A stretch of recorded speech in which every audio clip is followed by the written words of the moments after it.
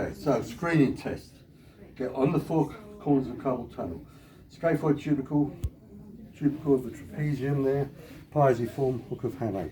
Thumbs on the capitate, and what you're going to do is flap the shoulder around so that the wrist undergoes flexion extension, and she's clicking away there. And what you should be seeing is as you go into extension, the corners of it come out that way, capitulum goes down, and as you come to flexion, the capitulum comes up and the corners fold in. You get this fanning and folding of the wrist. That would lead you into a biomechanical assessment, any abnormalities there.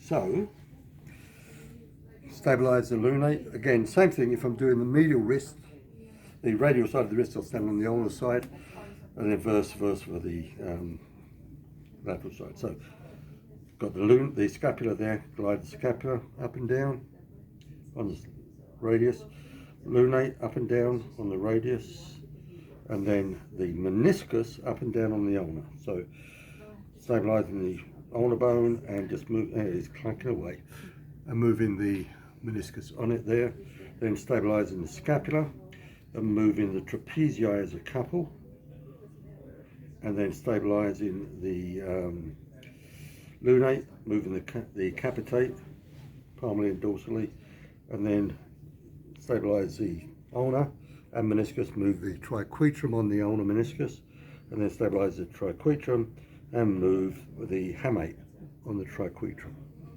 Okay. For the sagittal joints, you just come in, stabilise one joint and move the other one up and down it. Goodness gracious. And the same thing there, and each one next to its neighbour. So it's that. For the trap joint there, this is dorsolateral ventromedial, so it's the same thing. Stabilise the trapezium, the trapezoid rather, grab the trapezium front and back and glide that dorsolateral ventromedial. Alright? So now it comes to manipulation. Dorsal subluxations, scaphoid on the radius, I'll stabilise the radius on the back of the scaphoid. These are not big bones, so one thumb only on it, the other one goes over it. Lean back, bit of traction, lean back for me, there you go. Bit of traction there and thrust. Make sure that you're not doing that. So no deviation of the wrist, it's all done through your arms. That. I won't do the lunate because if I do thrust that down, it's going to go into the tunnel. But I can do the meniscus on the ulnar, stabilise the ulnar there, traction, bit more traction there, and then thrust that down, stabilise the meniscus and the ulnar onto the triquetrum, thrust that down. So these are all the same manipulations. Capitate on the lunate or capitate on the scaphoid even. Okay? To take these dorsally though, it's the same thrust but change a bone. So instead of trying to do that with the scaphoid, what I'm going to do is stabilise the scaphoid underneath and thrust the radius downwards relative superior glide. There. And the same for all of these. Taking the scaphoid dorsally, I'll thrust the radius, the radius down, and so on. Okay. For the meniscus again, I'll stabilise the meniscus and thrust the ulnar down. So it's the same pattern. For the trap joint, let's move you back a bit. Thank you.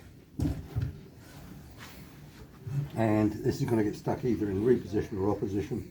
So to take this into opposition, I'll stabilise the trapezoid there, find the trapezium, which is at the bottom of that anatomical snuff, or the top of the anatomical snuff box there. So get the thumb out of the way, get the bony bit of your thenar area onto it, and get the arm up because it's dorsolateral. If I can get that vertical, then all I have to do is thrust downwards. I can do a thumb technique here.